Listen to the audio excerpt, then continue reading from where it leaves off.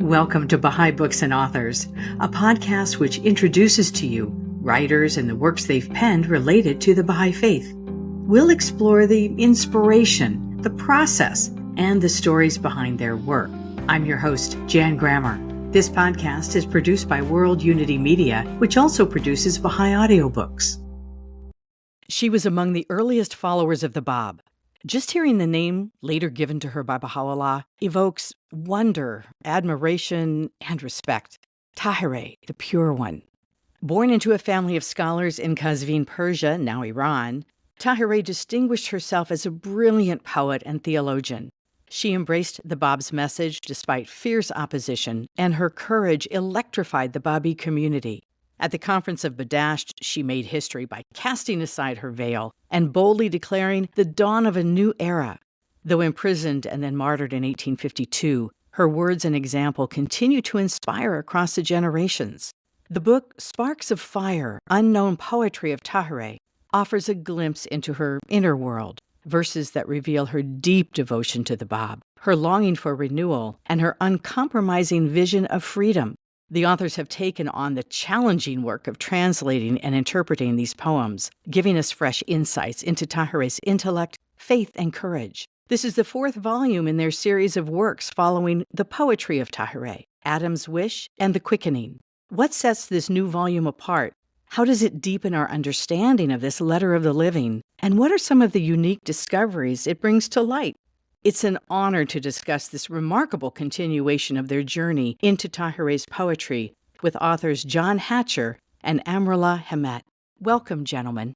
Thank you very much. It's a pleasure to be here and to discuss this rather remarkable manuscript. An honor to be in this podcast. John, what caught your attention about Táhirih and inspired you to explore her poetry?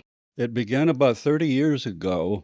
A dear friend of mine is Coleman Barks, who's very well known for translating the works of Rumi. And I thought, why not do the same thing? Because although he was not fluent in Persian, he had a friend, John Moens, who was. And I thought, if I could find a companion in the faith who could help me, then, because I have written poetry and published poetry. So I knew that I had the chops insofar as poetic part of it was concerned, but I did not know Persian or Arabic.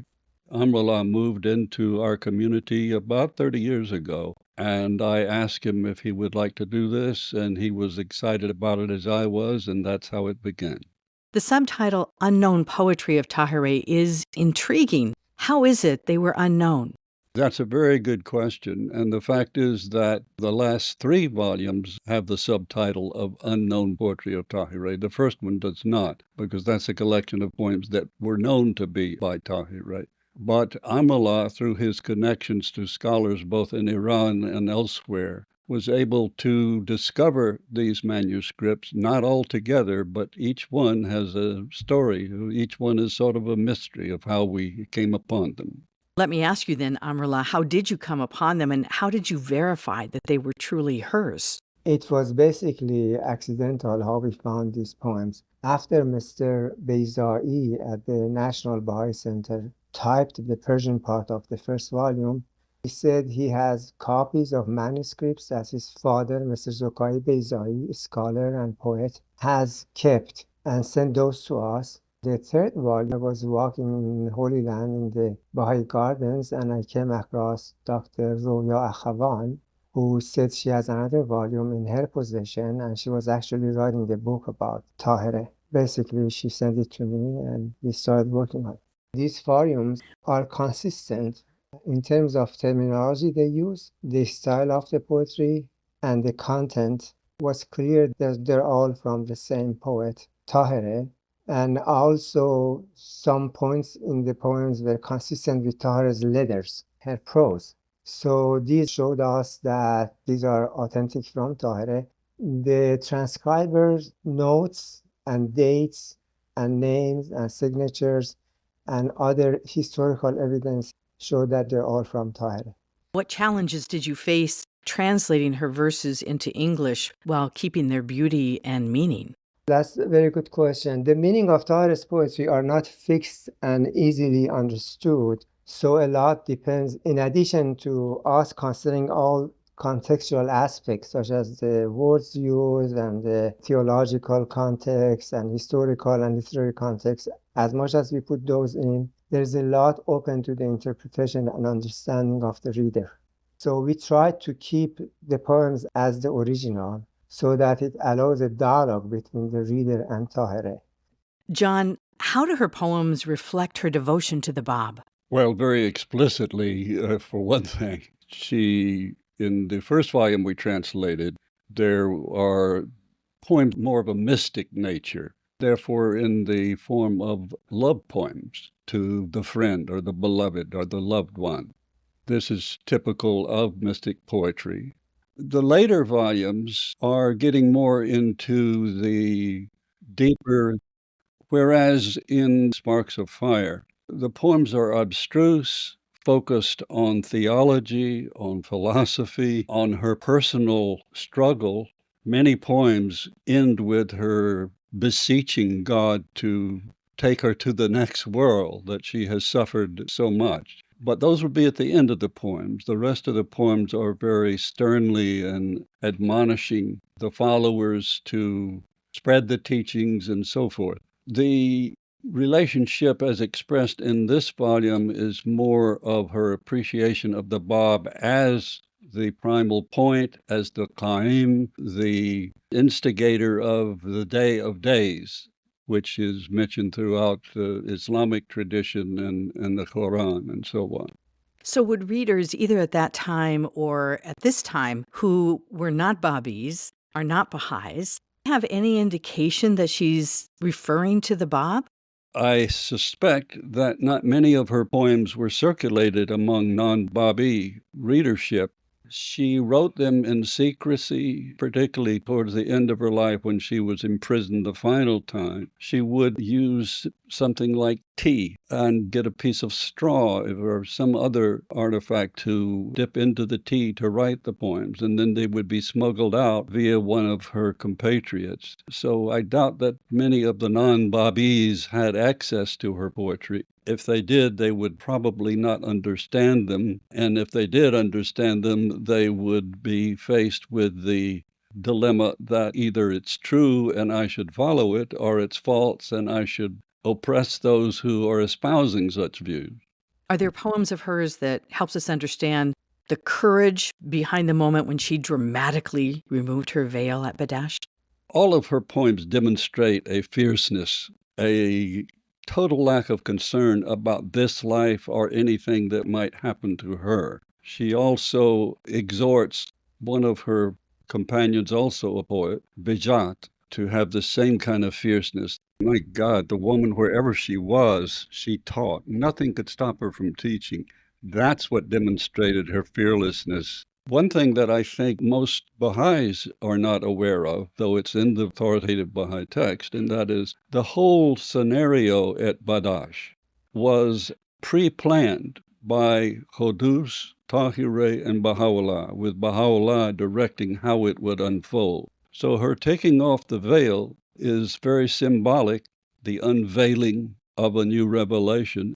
She recognized Baha'u'llah before her martyrdom and alludes to Baha'u'llah in a number of poems, very explicitly. Are those poems in this book? More of them are in the previous volumes, but there are several in Sparks of Fire as well. There are not many poems that the totality of the poem is alluding to Baha'u'llah, but there will be lines, phrases, and allusions. These will allude to the Bab as the Qaim or to Baha'u'llah as him whom God will make manifest. Those notes and explanations were very helpful to this reader and will be to other readers as well.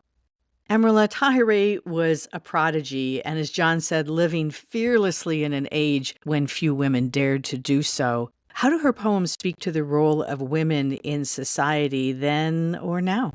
Táhirih was not explicitly addressing the issue of women's freedom and equal rights, but her actions defied the injustice to women very clearly. In her poems, she makes references to theological imagery and concepts that clarify the superiority of women to men, inspired by the Bob's writings. This type of theological interpretation shows that equality between men and women is needed. The actual spiritual station of women historically is higher than the spiritual station of men. One can conclude from these sentences or these ideologies. Okay, we'll go with that.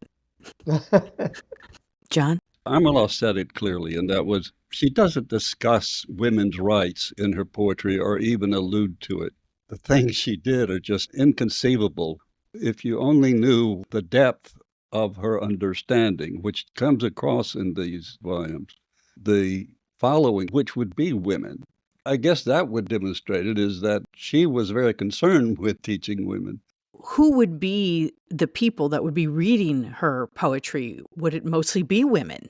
These poems are unknown, or were until we brought them to light through translating them. But the point is that they're unknown because they weren't published, and they weren't published because she wrote them in secret. She circulated them in secret, and obviously to publish them would have been a heresy, I would presume. Would modern readers really be able to access what Táhirih was writing about if they weren't familiar with Persian literary traditions? The Persian readers, even though they are familiar with Persian literatures, they will not be able easily to understand Táhirih's poetry for two reasons. One is she was a great scholar, and there is a lot into her poetry that needs to be discovered in terms of the meaning of the words, in terms of theological background, and so forth. And most of the modern readers are not aware of those. They need to study them very carefully. Poetry is an art. What do you hope readers, whether they're familiar with the Persian and Arabic or those in the West, will learn or feel from reading this book and reading the poetry of Táhirih? What I get from it, I can tell you what it is, but again, I'm one of the readers. The message that very much stands out is that this is the day of God. This is a new revelation. John, do you have thoughts on that as well? Poetry is hard for anyone. I taught English literature for 43 years at the university level. Understanding poetry was the single hardest thing for students because the tools of the poet are indirection, symbol, metaphor, allusion, things that are, if you will, riddles to be solved. One thing that we always had to remind ourselves as we went through these is the same thing when you're translating the holy text, and that is, what is the intended meaning underlying this indirection? Not what is the literal meaning. The understanding of her poetry is difficult because understanding any good poetry is difficult, but it's particularly difficult with her because the allusions and symbols she utilizes are so strongly based on understanding the theology and philosophy instilled in the framework of the view of reality itself. John, the title, Sparks of Fire, very vivid. Why did you choose that particular phrase, and how does it capture her poetry in this volume? The images of fire can be positive or can be negative. The fire of love, the fire of the believer for God or for the manifestation. And then there is the fire of hatred and calumny and persecution.